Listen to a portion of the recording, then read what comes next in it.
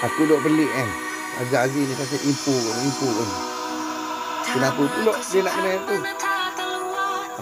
Aku tak faham tau. Kenapa dengan dia ni? Info tu bukan untuk dia bercakap dekat situ. Dia pula nak war-war dekat situ. Dia suruh apa benda? Unit scammer dia bertindak balas dengan kita.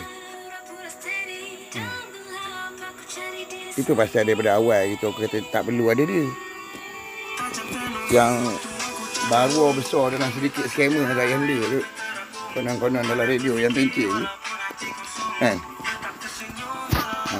Kita nak orang Malaysia ni tahu.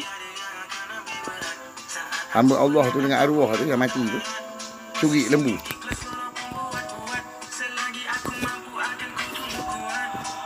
Yang dekat Kota Baru.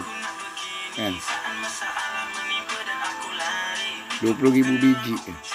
Apa tindakan Ketua Polis Kelantan Mak Usop dan Ketua Polis Kelantan ketiga tu, Cik Razi.